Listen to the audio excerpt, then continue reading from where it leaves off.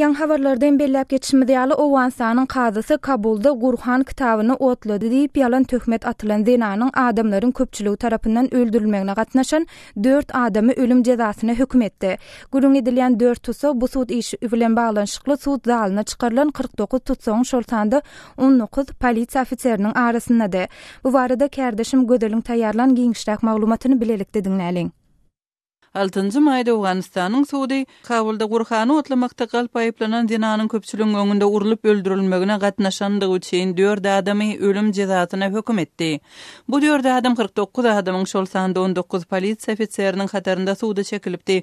Farhunda adly 27 ýaşly zinany 19 mart edilen hüjümüň videosy internetde peýda bolandan soň bu waka gahar gazaply duýgulary tutaşdyrdy we köçe protestlerini döretdi. Farhunda Awganistanyň paýtagtynyň şahry Şera gonamçylygynyň golaýynda ýenjilip öldürilipdi we ýa-ni otlanyp Kabul derýasyna taşlanypdy.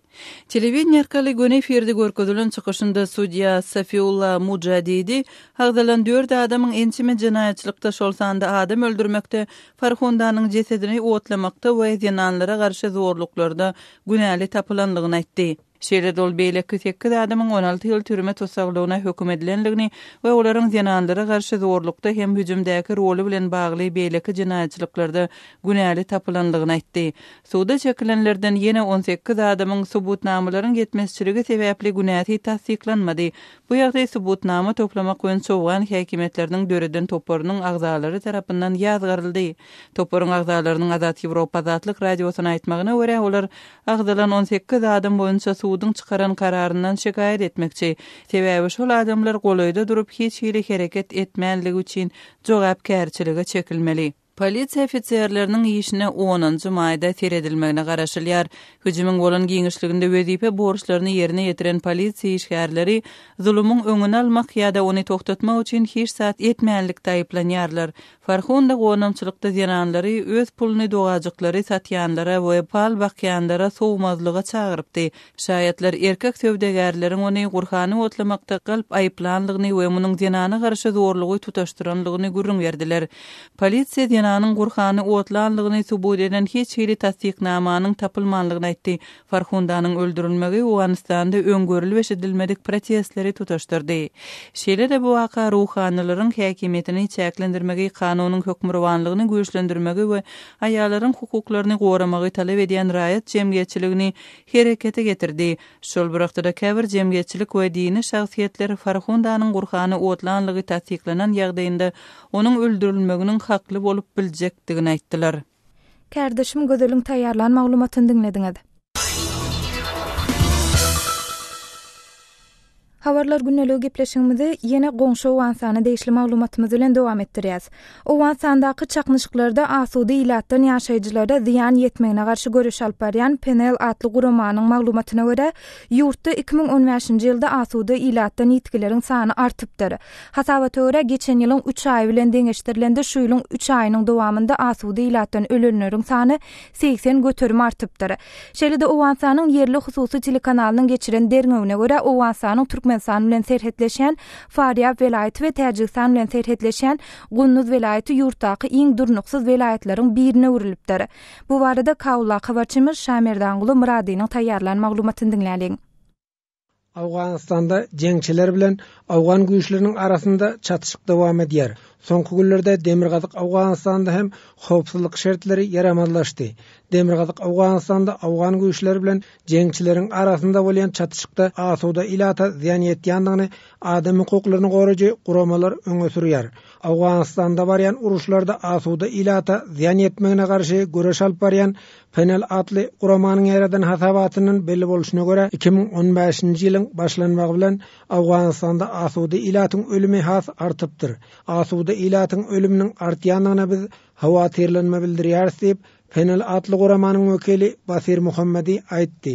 Demirgazyk Awganistanda dowam edýän çaknyşyklarda hem asuda ilatyň ýetgi çekýändigini Muhammadi belläp geçdi. نهادهای متعددی نگرانیشان از بالا رفتن قربانیان جنگ در افغانستان اعلام کردند. Birleşen Milletler Guramasynyň Awganistan boýunça ýürüte wekilhanasy Yunama hem arada bir raport ýaýradyp Awganistanda asuda ilatyň ölüminiň köpelendigini habar berdi. Penel atly guramanyň böleki bir jogapkary Hanym Misba Kadyriyň aýdysyça, geçen ýyla garanda 2015-nji ýylyň 3 aýynyň dowamında Awganistanda asuda ilatyň ölümi 80% artypdyr.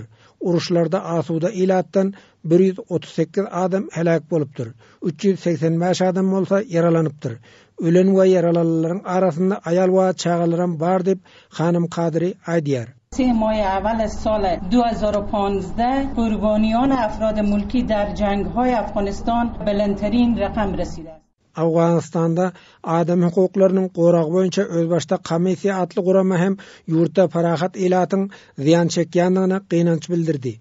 İnsan hukuklarynyň goragy boýunça özbaşda guramanyň komissary Wahidetdin Argunyň aýtmagyna görä, Demirgazyk Awganistanda dowam edýän dartgylykda 34 adamyň ölendigi hasaba alınıpdyr. Soňky günlerde ýüz beren çatışyklarda hem Demirgazyk Awganistanyň Serpul, Semengan, Balyk we Jowzjan vilayatynda 24 adam asuda ilatdan helak bolupdyr. Faryab we Gunduz vilayatlarynda barýan çatışyklarda hem asuda ilata zefer ýetdi. Uruş zerarly ýüzlerçe maşgala öz üý jaýyny terk etmäge mejbur boldy dip Argun aýtdy. در ولایات سمنگان، جوزجان، سرپل و بلخ ما 28 مورد افراد ملکی را داریم. افراد ملکی را کشته شده بودند. Awganistanyň içeri işler ministrliginiň sözçüsi Siddiq Siddiqi hem jeňçileriň asuda ilata köp ziýan ýetirýändigini tasdiklady. Jeňçileriň hem uly ziýan çekýändigini Siddiqi belläp geçdi. Terrorizme garşy görüşde Awgan halkynyň ýeňiş gazanjakdygyny Siddiqi aýtdy. کوشش میکنند که برای مردم افغانستان جنگ کنند. مردم افغانستان پیروز است و تلفات سنگین و دشمن Tulu atly yerli hususy telekanalyň geçirenleriňden belli bolşuna görä, jeňçiler öz terroristik hüjumyny artdyrypdyr. Demirgazyk Awganistanyň Faryab vilayaty Awganistan boýunça iň howply ýere urulypdyr. Aprel aýynyň dowamında jeňçiler Faryabda 65 gedek terroristik hüjumy amala aşyrypdyr. Howpsuzlyk şertleriniň yaramazlygy sebäpli Gunduz vilayaty 2-nji orunda durýar.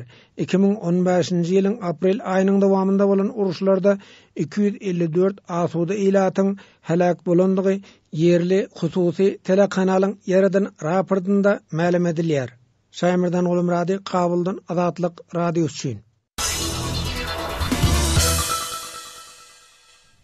Moldowanyň 3 bankyna ýitirim bolan 1 milliardy golay Amerikan dolları barada gidlin audit geçirildi. 3-nji maýda 10 miňlerçe Moldowan köçä çykyp şol audityň çap edilmegini sorady. Olar bir topar resminiň işden çekilmegini talap edýärler. Bu barada kardeşim Ýowşan Norwanyň taýýarlanan maglumatyny dinläliň.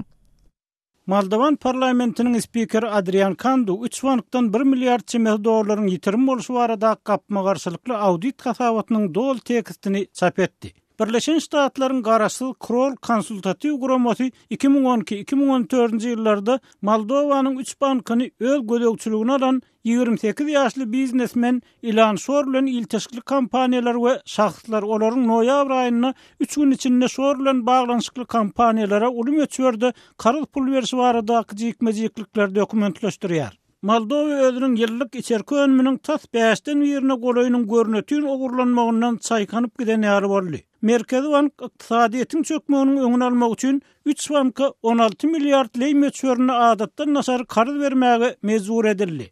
Kişinýowdaky ekspert grup barlyklar merkeziniň ýerine ýetirji direktory Adrian Lupusor bu hasabatda bir kanun maliýe operasiýalarynyň ýeser skemasynyň açylyp görkezilýändigini aýdýar.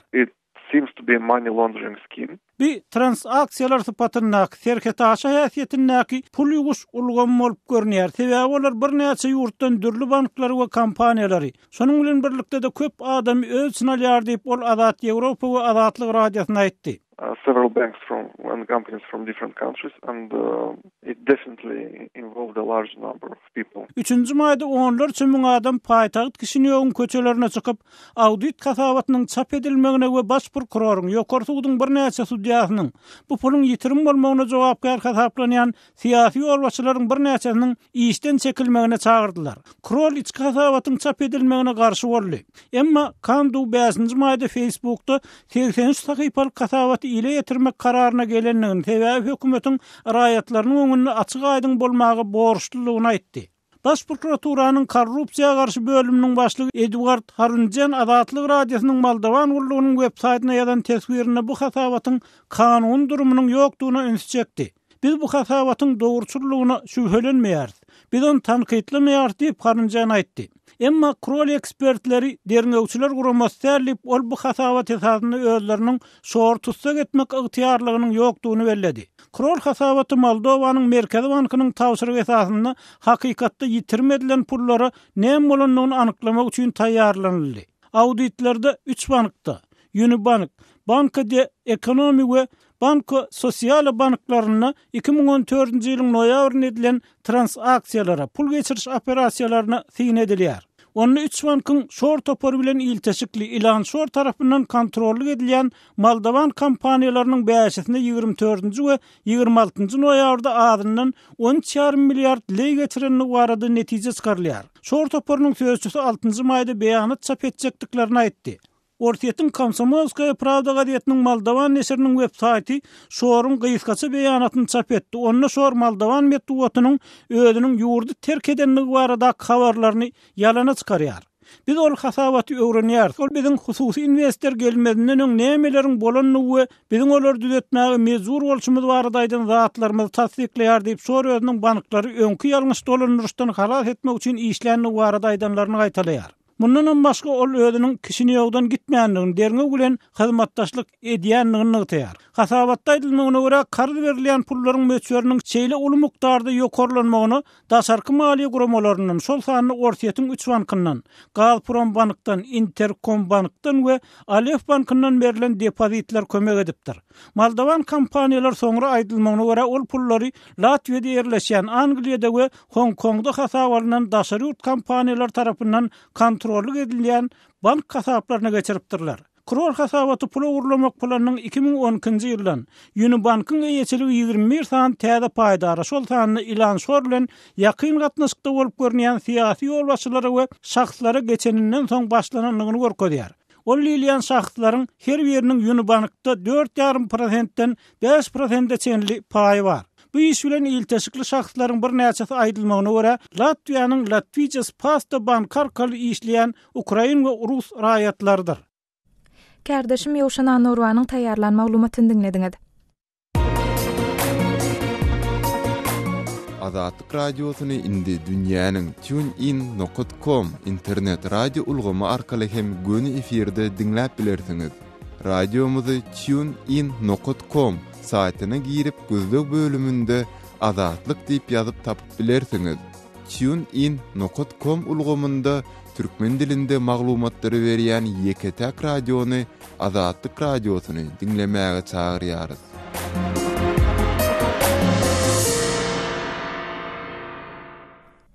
Qırgızstanlı zähmet migranty Orsetdäki öýünde barlyk geçiren Orset polisiýasyna garşy kanun taýdan iş gozamaga taýýarlyk görýär. Migrantlaryň öz hukuklaryny gorumagy bilen bagly bu adaty bolmadyk ýagdaý barada kardeşim Gözeliň berjek maglumatyny dinläliň. Aybarçyn Şamşyeva Ortiýada iş gözläp gelipdi. Emma ol häzir adalaty özleýär.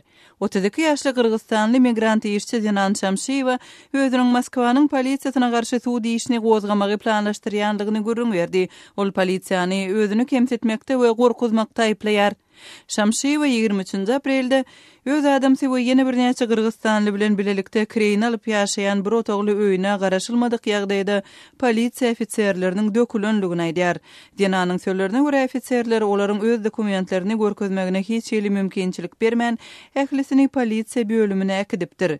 Mende we meniň adamymda ýaňy alynan iş ruhsatnamasy bar. Emma polisiýa işgärleri bize ýanymyz bilen zerur kagyzlary alyp gitmäge de ýol bermediler we gyssaly polisiýa bölümine äkitdiler diýip Şamşyeva aýdýar. Biz polisiýa bölümine baranmyzda olar biziň resmi ruhsatnamamyzyň bardygy barada dinlemek hem islemediler diýip Dinan dowam etdirýär. Şamşyeva ofitserleriň psihologiýa taýdan basyş edip hatda fiziki taýdan kemsetmek barada haýwat atandyklaryny we Ortiýetde işlemek üçin ruhsat hatynyň ýokdugyny ýazmaçy görnüşde boyun almagyny talap edendiklerini aýtdy. Şamşyeva özüniň şeýle arada ýazmakdan boyun gaçyranlygyny we öz adamsy hem beýleki migrantlar bilen bilelikde giýjetini tutsaxhanada geçirenligini aýtdy. Olar her birimize oturguç berdiler we biz giýjäni oturup geçirdik. Biz aç oturduk diýip Dinan özleriniň diňe günüň ertesi boşadylanlygyny aýdýar. Beýlekler polisiýanyň isleýän kagydlaryna gol çekdiler. Emma men boyun gaçyrdym we özümiň beýgunädigimi aýtdym diýip Şamşyýewa gurrun berýär. Ol özüniň beýgunädigini subut etmek we özüni kemsedendigini aýdýan polisiýa işgärlerini jogapkärçiligi çekmek üçin öňe tarap aýgytly ädim etmäge taýýardygyny aýtdy. Şamşyýewa öz işiniň polisiýa tarapyndan Moskwanyň etrap suwduna ýollananlygyny, sudiýanyň bolsa onuň tutsaklykda saklanmagynyň bir kanundygy barada karar çykaranlygyny habar berdi. Şamşyýewa özüne batyş görkezden polisiýa işgärlerine garşy suwd işini gozgamagy planlaşdyryp, daşary ýurtly migrantlara ýardam berýän Moskwadaky Raýat ýardamy komitetina ýüz tutdy. Bu guramanyň agzasy Marina Leksina biz häzir polisiýanyň Şamşyýewa görkezden psihologiýa taýdan batyşy barada şikayaty taýýarlaýarys we degerli guramalara ýüz tutarys diýdi. Leksinanyň sözlerine görä Şamşyýewa köplenç öz hukuklaryny bilmeýän migrant işçiler üçin gowunusga bolup durýar. Kardeşim gözülüň taýýarlan maglumatyny dinlediňiz.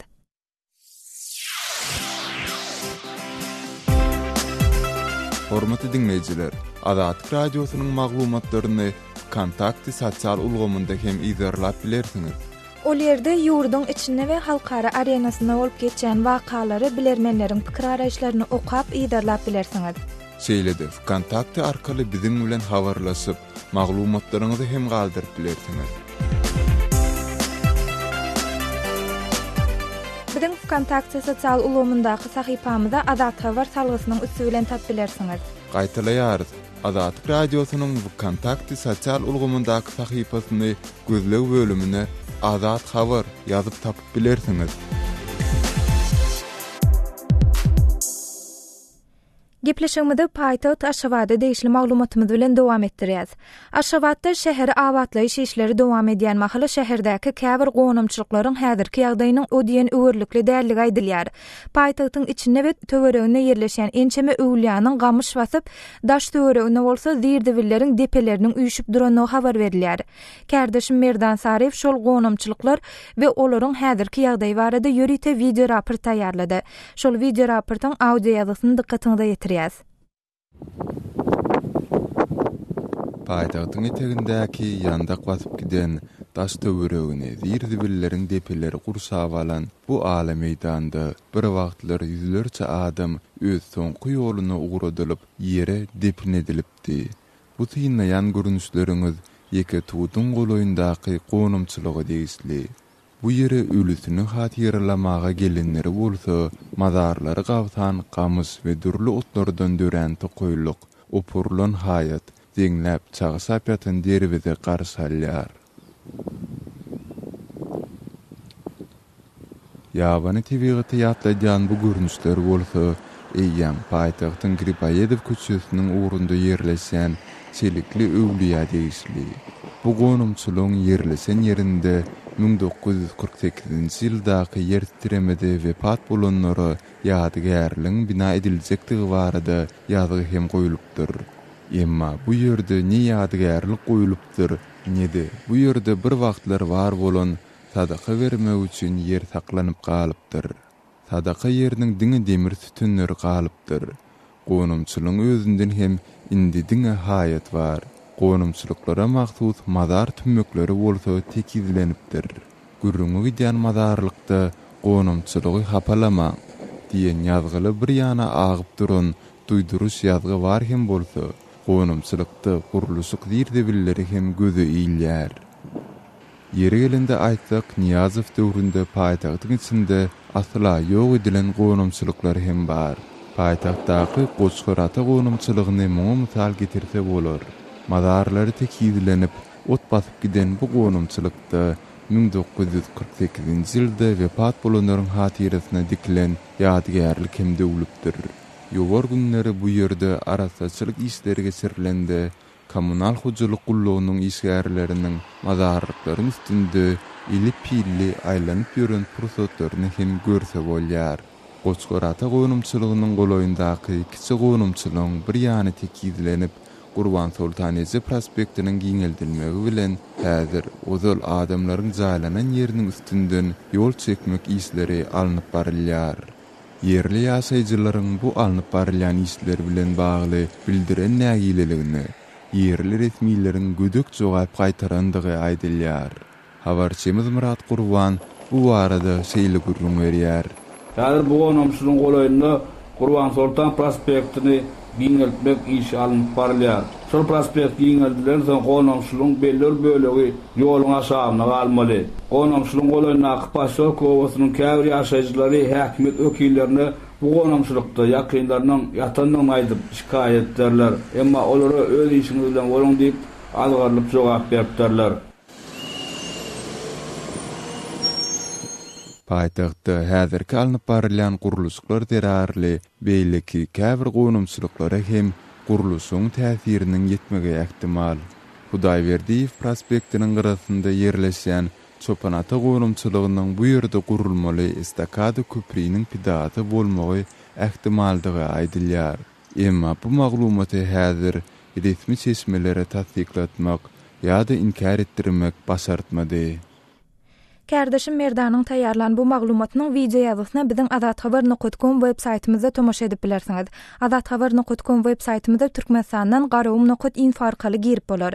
Şeýle-de hormatly dinleýijiler, siziň ýaşaýan şäheriňizde, etrawyňyzda ýa-da owaňyzda ýerleşýän gonamçylyklaryň häzirki ýagdaýy nähili? Bu barada bize gurrun beriň. Biziň metbuat email belisi gmail.com email adresimde haturadyň ýa-da Moskwadaky telefon belimiz 7926 236 04 55 jaňydyň ýa-da SMS ýadan. Hormatly dinleýijiler, bu mesele barada pikir araýşlaryny bilmek üçin şuň ýer bilen biz Facebook we Wkontaktedaky sahypalarymyzyň okuyjylarynyň Türkmenistandaky käbir gonamçylyklaryň yaramaz ýagdaýda bellenýär. Gonamçylyklarda zirdiwelleri, guruluşy hareketleri hem görmek bolýar.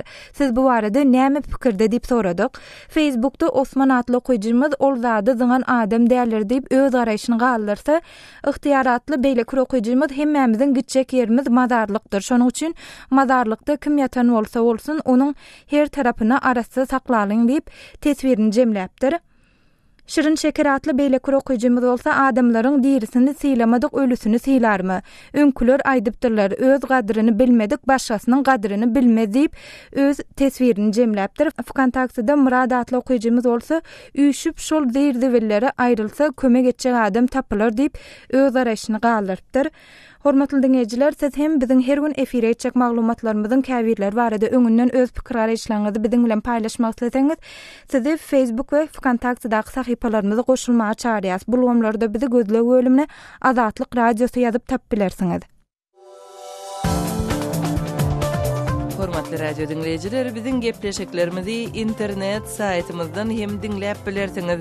Adathabar.com internet sahypamyzda size sesli we çap görnüşli maglumatlary, suratlary, videolary hödürleýäris we öz pikirlerinizi aýtmaga çağırýarys.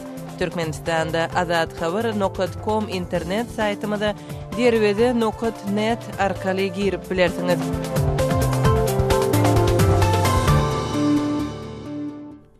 Hormatly dinleýijiler, şunuň bilen habarlar günnelik gepleşigimize geçirip oturýar. Gepleşigi Pragadaky studiýadan men Sähra alyp bardym.